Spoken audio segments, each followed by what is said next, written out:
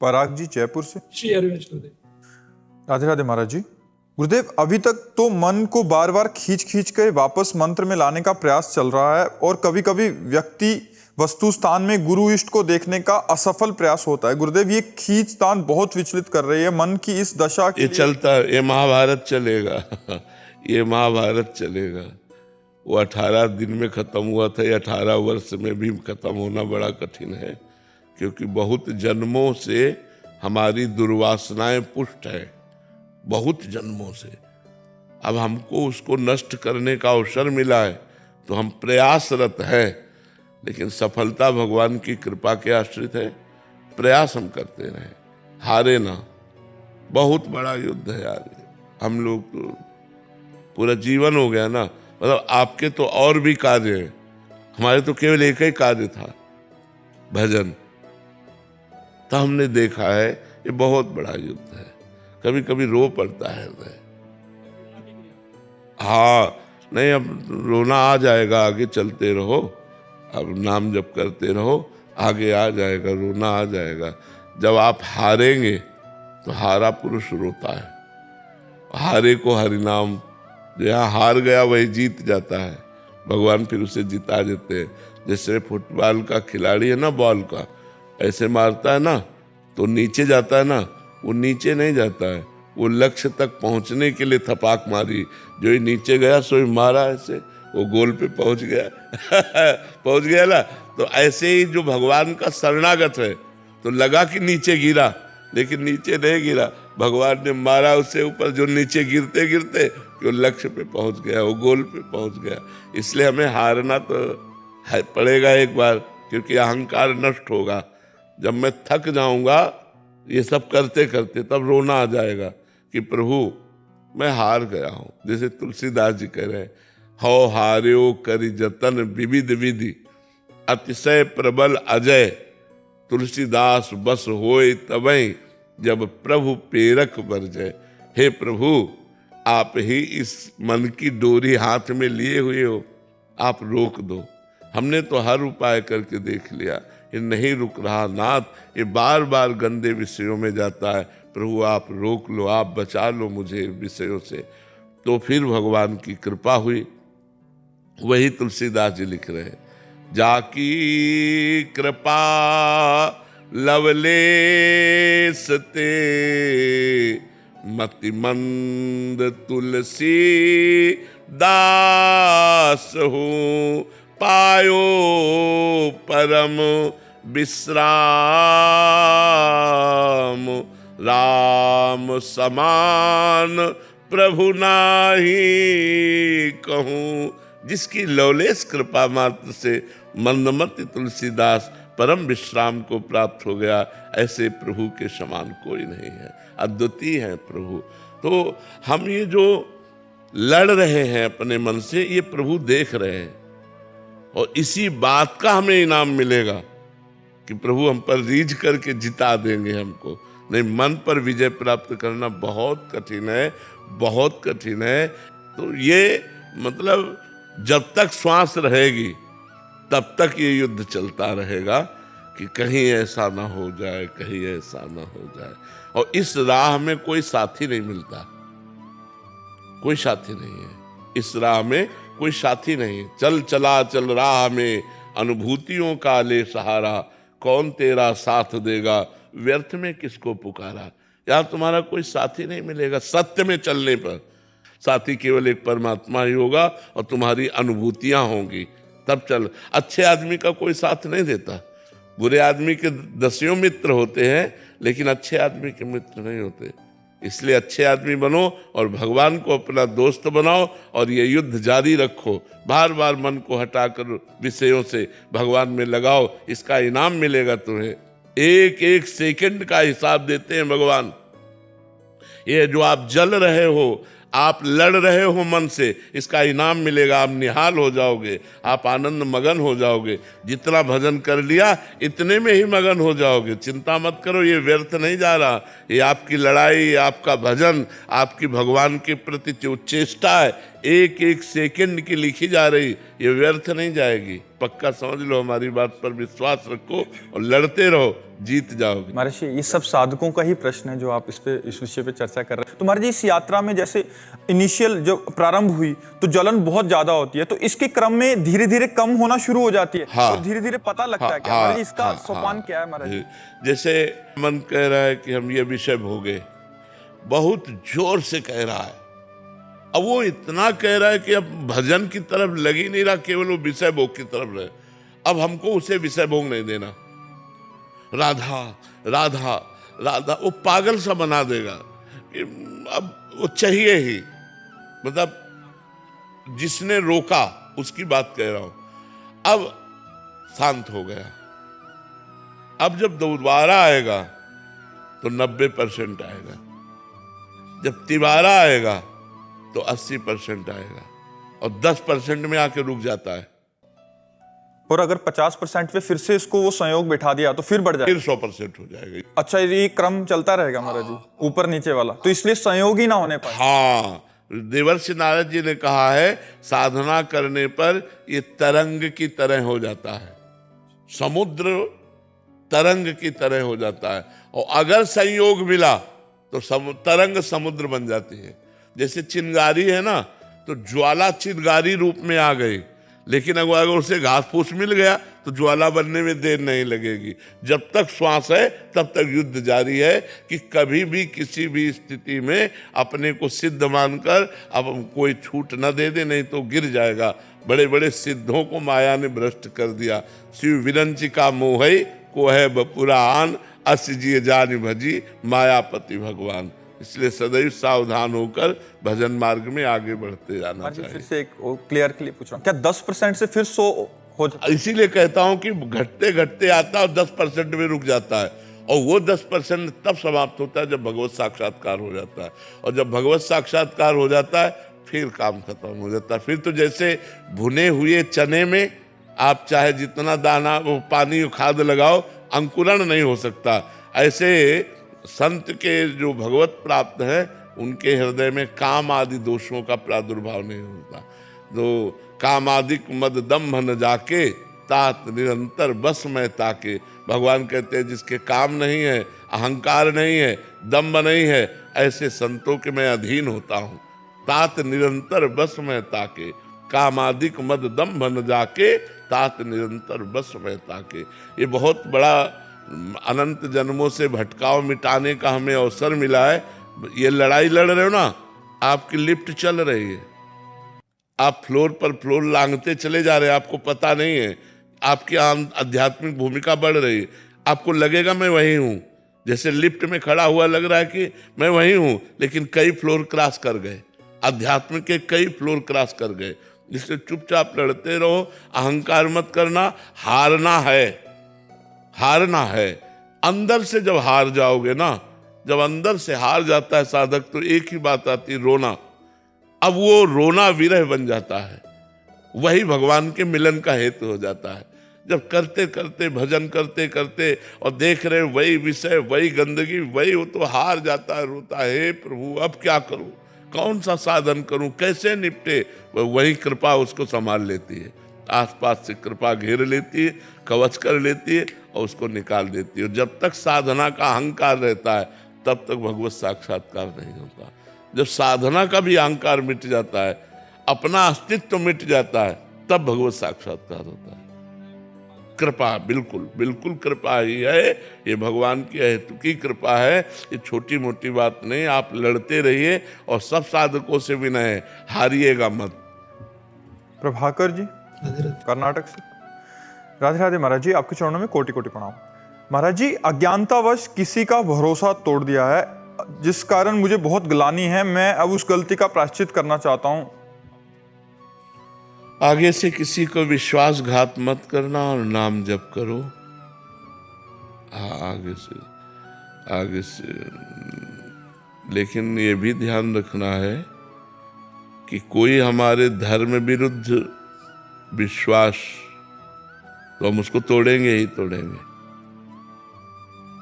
ये बात ध्यान रखना है, धर्म विरुद्ध आचरण नहीं कर सकता, चाहे कुछ भी हो जाए। ऐसे विश्वासों को तोड़ ही देना चाहिए। ऐसा कुछ विश्वास है क्या? नहीं है। हाँ, तो बस फिर धर्मात्मा पुरुष धर्म में विश्वास रखता है, धर्म में आस्था रखता है।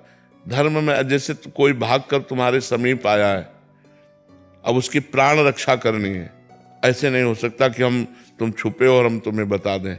नहीं, क्योंकि तुम भाग के हमारी शरण में आए हो, तुम विश्वास किए हो, अब तुम्हारा विश्वासघात नहीं होने देंगे हम। ऐसी बातें धर्म में होती हैं।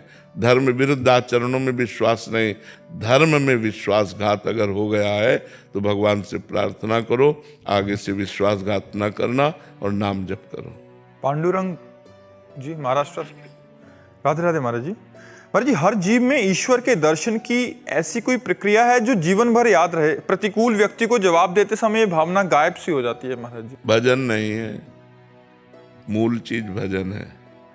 जितना भजन करोगे, नाम जप करोगे, उतने अध्यात्म बल आएगा, उतने मन पवित्र होगा। पवित्र मन से सब में भगवान को देखा जाता है। स्वभाव और कार्य ये अज्ञानी जीव देखता है और कारण तत्व को विवेकी पुरुष देखता है। उसका स्वभाव मलिन है, क्रिया मलिन है, लेकिन पावर तो परमात्मा है ना। जैसे ठंडा और गर्म दोनों बिजली का ही स्वरूप है। ठंडा एसी में कर रहा है, फ्रिज में कर रहा है, लेकिन हीटर में, गीजर में वही गर्म कर रहा है। तो क्रिया एक ठंडी है, शीतल, और एक गर्म है, लेकिन बिजली दोनों में समान है ना। बिजली तो एक ही ना। तो एक अच्छा व्यवहार करता है, शीतल व्यवहार करता है, और एक क्रूर व्यवहार करता है, गलत व्यवहार करता है, ताप देता है, हृदय जलता है उसकी बात से, उसके आचरण से, उसके व्यवहार से। लेकिन दोनों में पावर तो एक ही है ना। यदि हम पावर परमात्मा को देखते हैं तो फिर क्रियाओं को देखते नहीं हैं। क्रिया और स्वभाव को देखने वाला परमात्मा को नहीं देख सकता, और परमात्मा को देखने वाला क्रिया और स्वभाव को नहीं देखता। विद्या विनय संपन्ने ब्राह्मणे गविहस्तनी सुनीच सुपाके चा पंडिता समदर्शिना। जो विद्या विनय संपन्न ब्राह्मण में, कुत्ते में, चांडाल में, हाथी में एक ही परमात्मा को देखता है। कहाँ विद्या विनय संपन्न ब्राह्मण और कहाँ चांडाल, और कहाँ गाय और कहाँ कुत्ता, कहाँ हाथी, लेकिन सब में एक ही जो परमात्मा को देखता है वही विद्वान है, वही ज्ञानी है, वही महात्मा है, वही पंडित है। विद्या विनय संपन्ने ब्राह्मणे गविहस्तनी स्वनीच सुपाके चा पंडिता समदर्शिना। वही पंडित है, वही ज्ञानी है। तो क्रिया और स्वभाव को ना देखो। क्रिया स्वभाव देखोगे तो गाली दे रहा, प्रतिकूल व्यवहार कर रहा है, गंदा आचरण कर रहा है, इसमें परमात्मा कैसे हो सकता है? लेकिन वो है, वही है, परमात्मा ही उसके अंदर है। क्रिया और स्वभाव देखोगे तो परमात्मा को नहीं देख पाओगे, और परमात्मा को देखोगे तो क्रिया और स्वभाव को नहीं देखना है। सब में प्रभु विराजमान है। जो पापी से पापी, पुण्यात्मा, महात्मा, दुरात्मा, सब में एक ही भगवान विराजमान है। सा महात्मा सुदुर्लभा बहुनाम जन्म नामन्ते ज्ञानवान माम प्रपद्यते वासुदेवा स्वरमिति सा महात्मा सुदुर्लभा। ऐसा महात्मा मिलना बड़ा दुर्लभ है जो सब में वासुदेव भगवान को देखता है। सर्वत्र भगवान विराजमान है, ऐसा देखना बड़ा दुर्लभ विषय है। अनिल अग्रवाल जी, कोलकाता से। राधे राधे महाराज जी। महाराज जी, कृष्ण जी का अर्जुन कैसे बने? वैसे बने बनाए हैं हम तो, बस मान ले हम कौन है। हाँ, मान ले हम कृष्ण जी को अपना सर्वस्व। अर्जुन जी ने सर्वस्व माना था, सखा, गुरु, माता पिता, प्रिय, सब कुछ भगवान को माना था। तभी भगवान ने उनकी बागडोर संभाल ली। अगर आप सर्वस्व भगवान को अर्पित करके सब कुछ भगवान को अपना मान लें तो भगवान आपके जीवन की बागडोर संभाल रहे हैं, संभालते थे और संभालते रहेंगे। ये अनुभव आपको हो जाएगा। भगवान तो सबको संभाल रहे हैं, सब पूरी सृष्टि उन्हीं की है, उन्हीं के पावर से है, उन्हीं की कृपा से सब हम पोषित है। पर हम दूसरों को अपना मानने के कारण, बहिर्मुख वृत्ति होने के कारण ये देख नहीं पा रहे कि मेरा अविज्ञात सखा श्री कृष्ण हर समय हमको सहयोग दे रहा है, हर समय हमारी रक्षा कर रहा है। तो यदि हम उनको अपना मान लें और उनका भजन करने लगें तो हम हो जाएंगे भगवान श्री कृष्ण के प्रिय सखा अर्जुन ना। हाँ, खूब नाम जप करो। नाम जप करते हैं? हाँ। और खान पान ठीक रखो। ठीक रखते हैं खान पान? तो कैसे बन जाओगे कृष्ण सखा? शराब पीते हो? हाँ, ईमानदार आदमी हो। मांस भी खाते हो आप? तो पहला कदम बढ़ाओ, आज से छोड़ दो शराब। है? कहाँ बैठे हो पता है? होश में है? वृंदावन में बैठे हो, साधु सभा में बैठे हो। हाँ करके ना कर गए तो मतलब बहुत बड़ा दंड मिलेगा। आज से शराब तुम्हारी बंद, पक्का? हाँ ठीक है, चलो दोस्ती शुरू हुई आज से। आज से श्री कृष्ण दोस्ती का कदम आपने उठाया, असत आचरणों का त्याग किया और नाम जप करो। काउंटर है, एक ले लो, एक काउंटर ले लो और उससे नाम जप करो, जो नाम प्रिय हो। कौन सा नाम प्रिय है? राधे राधे। हाँ, बस राधे राधे रटो, नाम जप करो, इसी से ठीक हो जाए। सुनीता अग्रवाल जी। राधे राधे महाराज जी। महाराज जी, आपसे मिलने की बार बार इच्छा होती है। मोबाइल में मिल लिया करो। मोबाइल के अब घर गृहस्थी के काम छोड़ के हफ्ता में भागोगी तो घर गृहस्थी वाले परेशान हो जाएंगे कि नहीं हो जाएंगे? शायद यही है इनकी घर गृहस्थी। हाँ, तो इसलिए बार बार तो नहीं, पर महीना 2 महीना में कभी ऐसा अवसर मिले तो पति के साथ चली आए, दर्शन कर गई, चली गई।